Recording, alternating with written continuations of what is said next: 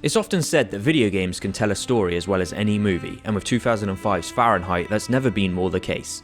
It's a paranormal cop thriller all about three characters trying to investigate a series of bizarre murder cases. What's interesting here is that while two of these characters are the cops, the third is in fact the killer himself. It's nice to see things from both sides of the story, as on one side you've got a guy trying to clean up evidence and live on the run, and on the other a team trying to catch him. It begins on a cold winter's night in New York in a small diner's toilet, where the first unusual murder takes place. It's one hell of an opening. It's then all about exploring a range of different locations set across the city, from the police headquarters to a creepy old psychic's house, whilst all the time using your right analog stick to interact with the environments. Did you hear anything while John was in the toilets? Sound of a struggle or yelling? No, I didn't notice anything. I think of this stick as the conductor's baton, always deciding what line of script is going to be said next or what actions the characters are going to take. The screen often splits up into panels, letting you know simultaneously what everyone is doing, and allows you to either switch between them or rush ahead with what you're doing as you can see an impending doom approach. As well as this, there's also a huge number of QuickTime events that you need to complete, often for the more action-orientated parts of the game. While at first these are quite fun, especially with the mini-games,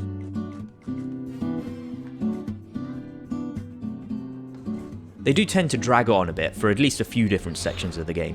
Often they last for minutes at a time, and potentially failing at them can result in a death and a game over, meaning that you have to do the entire section all over again and see the same animations once more. Some of these sequences then get pretty repetitive and could have been done with having a few moments shaved off. There is a difficulty setting in Fahrenheit which basically affects how long you get to react to things, and to be honest I ended up turning it down to easy mode, simply because I wanted to get on with the story and not get bogged down with the button prompts. I found the dialogue and the investigation side of the game more entertaining than I did the explosives. While I praise the story, I have to admit that it does go a little bit batshit insane towards the end. It switches from the cop drama to an end-of-the-world Matrix-style fight thing, with relationships that seem to just pop up out of nowhere, and a rushed last third act.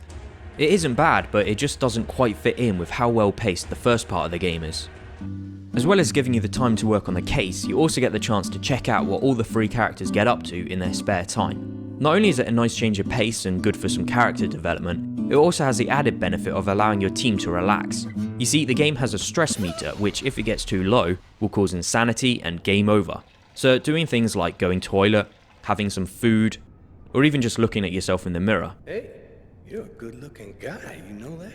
will help your team to deal with the more stressful moments that the game has to offer.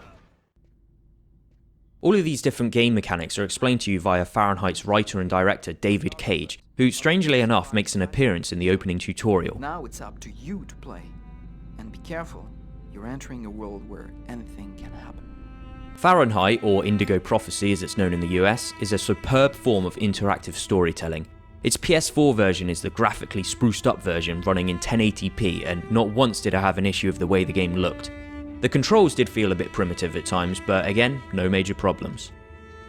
The game's developers, Quantic Dream, went on to make more games like this with the likes of Heavy Rain and Beyond Two Souls, which eventually I'll have to get around to reviewing, so stay tuned for that. But for now, I'm glad that I finally had the chance to complete Fahrenheit. I had it back in the day on the PC, but due to a game-breaking bug, I can never get around to finishing it, so it's nice to finally say, case closed.